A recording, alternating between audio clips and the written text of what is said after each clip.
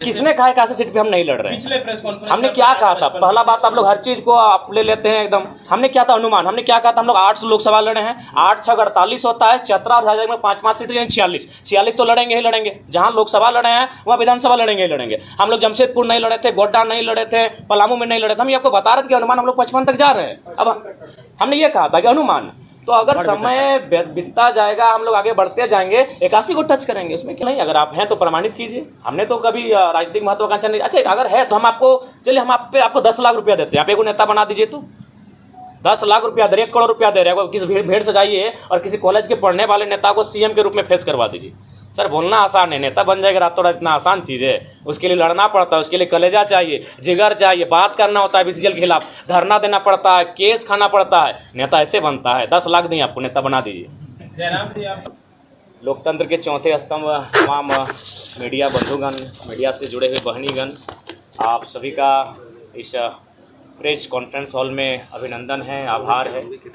और आज के प्रेस कॉन्फ्रेंस के माध्यम से जैसा कि हमारे मित्र, हमारे साथी, हमारे पार्टी के पदाधिकारी संजय जी ने बताया कि आज से हम लोग एक मुहिम के साथ अब इस राज्य में लगेंगे कि हम लोग इस राज्य में जो 24 वर्षों का राज्य होने को जा रहा है, उसके उद्देश्य क्या थे, उस राज्य का गठन आखिर क्यों किया गया था, उस गठन करने के बाद उस उद्देश्य की पूर्ति हुई कि नहीं। तो मुझे लगता है उस उद्देश्य को लेकर हम लोग पुनः इस राज्य में जाने का कार्य करेंगे। तो सबसे पहले हम लोग आपके माध्यम से तमाम इस राज्य में जो भी ऐसे लोग हैं जो अन्य पार्टियों से जुड़े हैं, अन्य पार्टियों में उनकी आस्था बनी रही है, उन्हें हम चाहेंगे, झारखंडी विचारधारा अगर उनके हृदय में आज भी समाहित है तो उनका सादर अभिनंदन है, स्वागत है। और उनका हमारे राजनीतिक दल में जो नए तौर पर, नए तरीके के साथ और नए मापदंडों के साथ झारखंड की राजनीति में क्रांतिकारी पहल के तहत कदम रखने जा रही है, उनका सभी का स्वागत है। और साथ ही साथ चूँकि झारखंड की राजनीति में काफ़ी उठापटक हो रही है, काफ़ी दांव पेच दिख रही है, इस बीच हम लोग राज्य की स्थिति को जो पा रहे हैं, और सबसे पहले माननीय मुख्यमंत्री पुनः आए हैं तो उनको स्वागत करते हैं। हालांकि चंपई चाचा का इस हाल में नहीं छोड़ना चाहिए, फिर भी जो उनका हम स्वागत करते हैं और उन्हें आशा करते हैं कि आज विशेष सदन बुलाया गया था। हम उम्मीद करते हैं कि विशेष सदन झारखंड के युवाओं के लिए बुलाया जाए, झारखंड के छात्रों के लिए बुलाया जाए, झारखंड के किसानों के लिए बुलाया जाए और उनकी समस्याओं का भी निदान इसी प्रकार विशेष सदन के माध्यम से हो। और पुनः चूँकि जैसा कि हम लोग देख पा रहे हैं, आज भी केवल हमारे जो विधायकगण हैं उनकी सैलरी में इंक्रीमेंट हो रहा है, लेकिन हमारे जो आज सहायक पुलिसकर्मियों की बात करें तो वो धरने पर बैठे हैं। आज उनकी ओर से एक पोस्टर देखें, जरा बहुत ही मार्मिक पोस्टर था कि हमें नक्सली बनने पर मजबूर ना किया जाए। तो ऐसे में हम अपेक्षा रखते हैं पुनः जो गठित हो रही है हमारी सरकार नए मंत्रियों के साथ एक फ्रेश होकर, उनसे आशा करते हैं उनकी समस्या का निदान हो। हमारे पास अभी रास्ते में चलते चलते झारखंड स्टेट फार्मेसी काउंसिल के साथी मिले, उनका प्रतिनिधिमंडल मिला। उनकी भी जो मांगे हैं कि 23 वर्षों से एक छात्र जो व्यक्ति आज नहीं रहे, शायद 23 वर्षों से उनका कार्यकाल रहा, लेकिन वहाँ के झारखंडी लोगों को मौका नहीं मिला, जिस कारण काफ़ी समस्याएं हैं। तो इन समस्याओं का समाधान हो, निदान हो। और आज के प्रेस कॉन्फ्रेंस का जो महत्वपूर्ण उद्देश्य यही है कि हम लोग खुला आमंत्रण, खुला निमंत्रण उन सबों के लिए कि वे लोग हमारे साथ चलें जो झारखंडी भावनाओं के साथ है, जो झारखंडी राज्य को अलग गठन करने के समर्थक रहे हैं। हम लोग पुनः एक नए सिरे से इस नए राज्य को पुनः स्थापित करते हुए एक नई विचारधारा के साथ इस राज्य के जो आवाम है, 3.25 करोड़ 3.5 करोड़, उनके जो सपने हैं, उनकी जो मांगे हैं आज भी जस की तस दिख रही हैं, तो उन्हें हम पूरी कैसे कर पाएँ, उसके लिए आप सभी का सहयोग की आवश्यकता है। अतः उनका हम लोग स्वागत करते हैं। और बाकी आपके सवाल। सिर्फ भाषा में बने आपका आंदोलन, अब राजनीति पार्टी में जा रहे, तो आपके आगे का क्या ऐसा विचार है, क्या लोग आपके साथ जुड़े? सिर्फ भाषा में आप राजनीति या मुख्यमंत्री बनने का सपना कैसा है? देखिए, सबसे पहले बात, ना हम लोग मुख्यमंत्री बनने का सपना लेकर आए हैं, ना विधायक बनने का सपना लेकर आए हैं।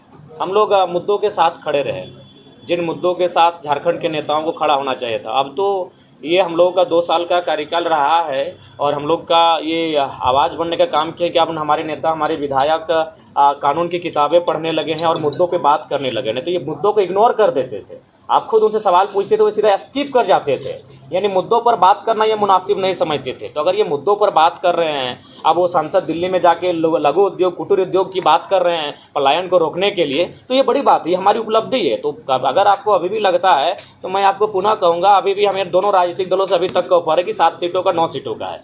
तो भैया हम लोग विधायक और मंत्री और मुख्यमंत्री बनने नहीं आए हैं, हम लोग इस राज्य में व्यवस्था बदलाव के लिए आए हैं। सत्ता बदलाव होता रहता है, 23 सालों से कई बार सत्ता में बदलाव हुआ, चंपई जी थे आज हेमंत जी आ गए, सत्ता में पुनः बदलाव हो गया, लेकिन हम लोग व्यवस्था को बदलने के लिए आए हैं। तो रहा सवाल, नियति जब भी मौका देती है तो डायरेक्ट आपको बड़े पटल पे नहीं देती है, एक छोटे स्तर से देती है। हम लोग भी धनबाद के एक छोटे से मतलब कार्यक्रम के माध्यम से यहाँ तक आए हैं। 50 लोगों की भीड़ थी जब हम लोग पहली बार विरोध कार्यक्रम में उपस्थित हुए थे। तो नो डाउट हम लोग भले हम लोग का उदय किस रास्ते से हुआ मायने नहीं है, लेकिन अभी हम लोग जिस विचारों को साथ और जिन मुद्दों के साथ हम लोग आगे बढ़ रहे हैं, ये कहीं ना कहीं झारखंड के हर घर के मुद्दे हैं।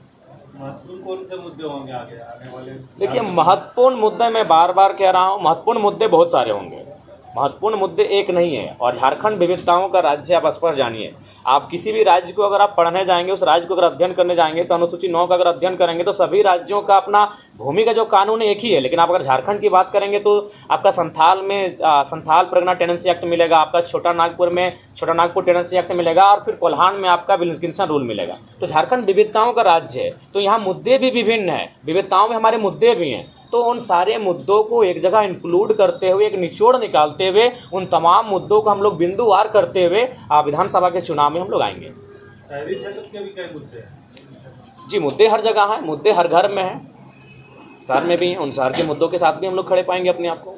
लोकसभा चुनाव के परफॉर्मेंस को देख करके ऐसा प्रतीत होता है कि आने वाले विधानसभा चुनाव में आपकी उपस्थिति किसी दूसरे पार्टी को फायदा पहुंचा सकती है? नहीं, हम लोग तीसरे विकल्प के तौर पे आ रहे हैं। हम लोग किसी को फ़ायदा पहुंचाने के लिए नहीं आए और किसी को नुकसान पहुंचाने के लिए नहीं आए हैं। हम लोग अपना एक इमेज बनाए हैं। और मैंने तो स्पष्ट कहा कि देखिए, इससे पहले जो वोटिंग होता था इंडिया और एनडीए, तो आज भी अगर आप रांची की ही बात कर लीजिए, रांची के जो भी 2 प्रत्याशी हैं, नाम ही ले लेता हूँ, संजय सेठ जी, ईमानदारी से अगर कितने लोग हैं जो उनको मतलब चाहते हैं कि वो एज ए सांसद रिप्रेजेंट करें। लोगों ने इसलिए वोट दिया क्योंकि भारतीय जनता पार्टी से आए थे।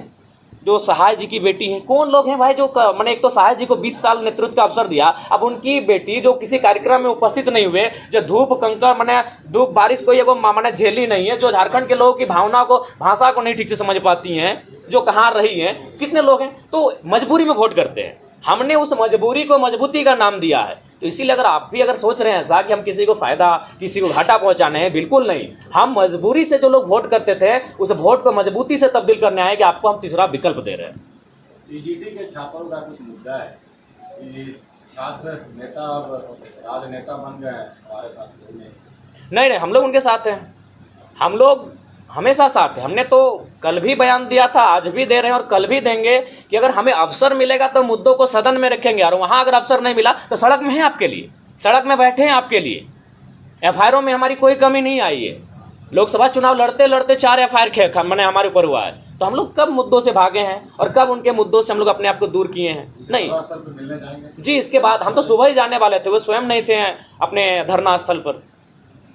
आंदोलन की शुरुआत में कई आपके ऐसे साथी थे जो साथ में थे, जिन्होंने शुरुआत से आपका साथ दिया है, लेकिन बहुत से ऐसे लोग हैं जो आपके साथ नहीं हैं। देखिए, ऐसा आंदोलन की शुरुआत से, देखिए, पहला बात कोई साथ देने के लिए नहीं आए थे, सबको आए थे कि जब हम आंदोलन में आएंगे, लोगों के बीच आएंगे, लोगों के बीच हमारी पहचान बनेगी, हम लोग चुनाव लड़ेंगे। तो सब अपने अपने मोनोपोली लेकर आए थे।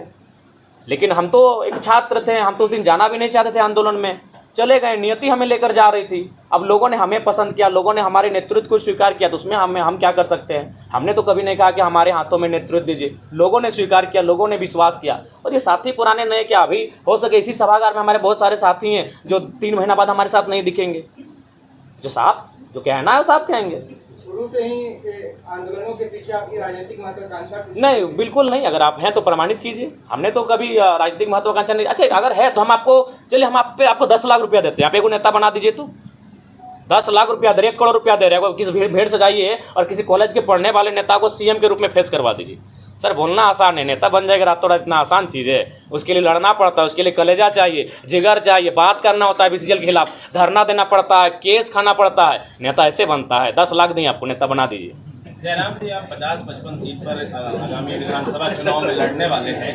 ऐसे में अगर चुनाव में अगर किसी भी पार्टी को बहुमत नहीं आती है तब JBKSS किस और मुड़ सकता है? देखिए, ये रायशुमारी ली जाएगी, क्योंकि आप पूरे 81 सीट पे तो लड़ नहीं रहे हैं। नहीं, किसने कहा 81 सीट पे हम नहीं लड़ रहे हैं? पिछले प्रेस कॉन्फ्रेंस हमने क्या कहा था? पहला बात, आप लोग हर चीज को आप ले लेते हैं एकदम। हमने क्या था अनुमान? हमने क्या कहा था? हम लोग 8 लोकसभा लड़े हैं, 8 6 48 होता है, 17 और हजार में 5-5 सीटें, 46 तो लड़ेंगे ही लड़ेंगे। जहां लोकसभा लड़े हैं वहां विधानसभा लड़ेंगे ही लड़ेंगे। हम लोग जमशेदपुर नहीं लड़े थे, गोड्डा नहीं लड़े थे, पलामू में नहीं लड़े थे। हम ये आपको बता रहे थे कि अनुमान हम लोग 55 तक जा रहे हैं। अब हमने ये कहा था कि अनुमान, तो अगर समय बीतता जाएगा, हम लोग आगे बढ़ते जाएंगे, 81 को टच करेंगे, उसमें क्या हर्ज है? और कोई सवाल? जयराम जी, अगर आपको मेकर बनने की का मौका मिलता है तो वैचारिक तौर पर आप किसके नजदीक होंगे, NDA या इंडिया? देखिए, हमें लगता है उस समय रायशुमारी ही होगी, वैचारिक रूप किसी का नहीं होता है। पहला बात है कि जो पार्टी होती है ना, पार्टी निर्जीव होती है। वर्तमान उस समय पार्टी को चलाने वाले नेता उसको जीवित रखते हैं। तो आज अगर मान के चलिए हेमंत के हाथों में JMM की बागडोर है, कल किसी और के हाथों में, जैसे बीजेपी की जो बागडोर जिनके हाथों में, अभी भी मान के चलिए, देखिए, जब बीजेपी को लोग याद करते हैं अटल जी को और मोदी से तुलना करते हैं, तो अटल जी को कहते हैं कि नहीं, वो सबको लेकर चलने वाले लोग थे, इस तरह का उनके साथ माहौल नहीं था। यही पार्टी थी, इसी पार्टी के नेता थे। तो पार्टी निर्जीव है, उस पार्टी के नेता उस पार्टी को जीवंत करते हैं। तो उस समय अगर किसी भी पार्टी में अगर विचारधारा मिलने वाले लोग आएंगे, अगर वे आगे आकर अगुवाई करेंगे, तो हम लोग बैठेंगे, बैठने में कोई आपत्ति नहीं है। व्यक्तिगत विचारधारा मैटर करेगा? नेताओं का, जी नेताओं का बिल्कुल। व्यक्तिगत, पार्टी की कोई विचारधारा नहीं होती है। पार्टी की विचारधारा को नेता ही जीवित करते हैं। पार्टी की विचारधारा किताबों में रह जाती है। ठीक है, तो मैं ये चाहता हूँ कि जो आज हमारे साथ संगठन में ज्वाइन किए हैं संतोष महतो